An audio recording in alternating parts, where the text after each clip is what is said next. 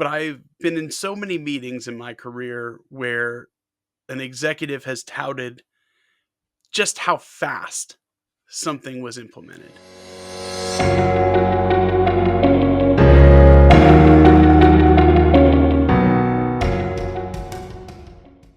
Hello, and welcome to Enter the Nebula, episode 40.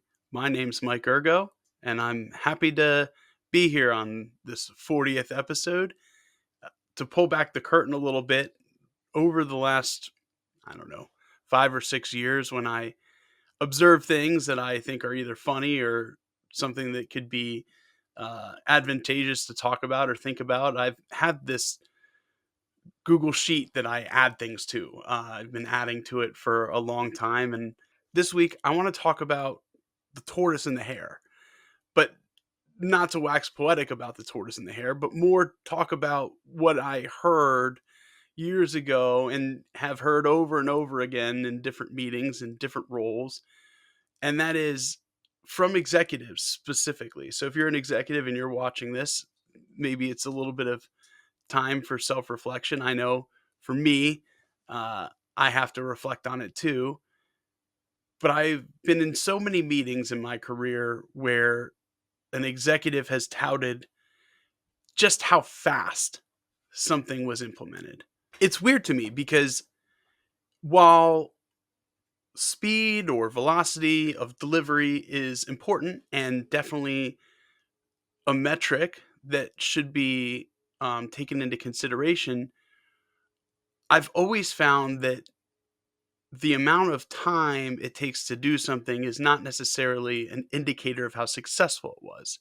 That's why you have traceability matrices and other means of identifying just how successful a solution actually was. But that takes additional time. It takes additional time to really document and understand the data that is driving the change that you're looking to drive, whether it's a new software, new process, whatever.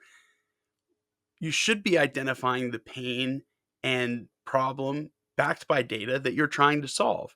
That way, when you implement that new process or new software, you can measure to make sure that that pain or problem has been addressed. Whether you get there in 6 months, 9 months, or a year should not matter. In fact, more often than not, the projects that are set with whether they're unrealistic or maybe they seem realistic or aggressive type timelines usually end up with a bunch of change orders that cost the company more money and more time in the long run and usually hurt adoption too because the champions and people that are part of your project, whether you're again changing a process, putting in a new system or altering something in your network, if it doesn't work the first time or there's a bunch of problems in the project, the adoption, which we've talked about, is not going to be good. So now you're costing yourself more money.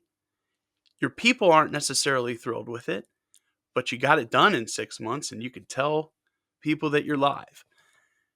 That's not what we should be hanging our hats on, especially as executives and especially in this world of AI and automation. We need to make sure that we're taking our time, not too much time, right? I'm not talking about delaying. I'm talking about being intentional and making sure you're identifying the pain, making sure that your solution addresses the pain, and then moving forward at a speed in which is responsible but pushes the envelope. I'm not talking about dragging projects out for the sake of dragging projects out. I'm talking about measure twice, cut once, which was a previous episode. But I think we get caught up sometimes in how fast things get done, and we want to hang our hat on that. And that shouldn't be the case. We should be hanging our hats on how well things get done. That's it for this week's episode. Again, my name's Mike Ergo. I hope you enjoyed it. You can read the whole episode on my website, intellectualnebula.com. Please continue to like, follow, subscribe on all the social medias. Have a great rest of your week, and I'll see you next time.